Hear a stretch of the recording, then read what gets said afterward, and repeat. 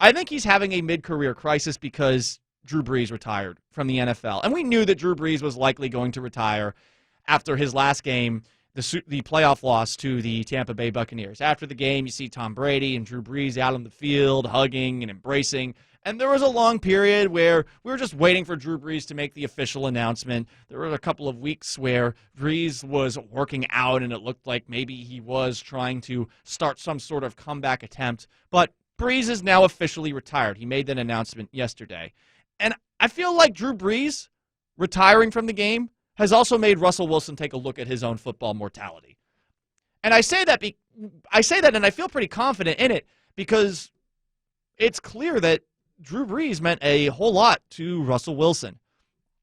Before the game that they played each other in 2019, technically Brees didn't play in this game, but it was a Saints-Seahawks game at the beginning of 2019, ugly weather. The Saints end up winning with Teddy Bridgewater under center. Leading up to the game, Russ was asked about Drew Brees. Here's what he said, quote, "I think about his legacy, what he's meant to the game. He's allowed me to, he's helped me to kind of open up the door for me to play as a shorter quarterback." So he looks at Drew and he thinks to himself, this is a guy who is similar to me. Not believed in coming out of college, not believed in by the team, the Chargers, who had him first. Maybe Russell feels like as the team that had him first. He looks at them and he thinks to himself, you know what? Why don't they believe in me that the way that they possibly could? Why are they not looking at me the same way that, I don't know, a team like the Chiefs looks at Patrick Mahomes? That might just be a perception problem of his, but in San Diego, Drew Brees, while still on the roster and still the starting quarterback of San Diego, saw the Chargers draft Phillip Rivers. And he's just waiting in the wings as a top 10 pick behind Drew Brees until eventually he supplanted him. And Brees, who suffered a labrum injury, goes to free agency, almost tries out with the Dolphins, almost signs with the Dolphins. The Dolphins fail his physical. He goes to the Saints. And he ends up having, statistically, one of the most impressive careers of all time. And as a quarterback goes, he's had one of the better careers that we've ever seen a quarterback have. But I don't think he's like a top 10 quarterback all time by any means. And honestly, he's a quarterback that from this past era I'm going to look at, and I'm not really going to think a whole lot about after he's gone. That's just a me thing. But you know, as someone who's watched Tom Brady, as someone who's watched Peyton Manning, those are the guys that 10 years from now, 20 years from now, I'm going to be thinking back about. Quarterbacks that played in this era. But anyway, I think Russ maybe has that in mind too. Drew Brees, for the 20 years that he has played in the NFL, he went to one Super Bowl, 2009, 2010. They won that Super Bowl against the Indianapolis Colts, and after that, he never made it back.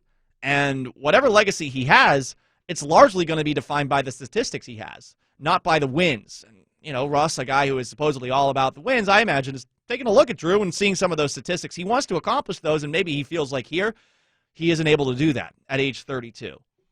In that piece in The Athletic titled, "What is Driving the Rift Between Russell Wilson and the Seahawks? Power and Control," there's a passage, and it talks about, again, more Russell Wilson and his view of Drew Brees, which is, again, why I think that Drew Brees is a part of what Russ is going through right now, his public back and forth, not really a back and forth, his public attack, his public issues, his public complaints about the Seahawks that he's not signing his name to, but are definitely complaints. Quote, "Growing up, Wilson's idols were Derek Jeter and Drew Brees. An interesting contrast.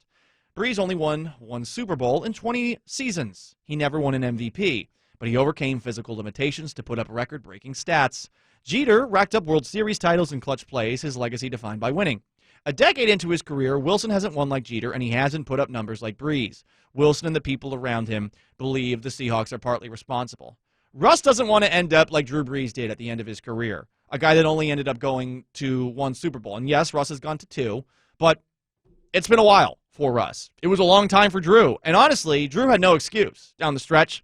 He was on some really good football teams, and you could make a strong argument that Drew was the one that held the Saints back over the last 3-4 years, consistently one of the more talented teams in the NFL, from actually making it to a Super Bowl. As the season went along, he did not really look 100% himself once the playoffs began. He didn't play like the guy that's just an absolute destroyer of worlds when he's in that Superdome of his.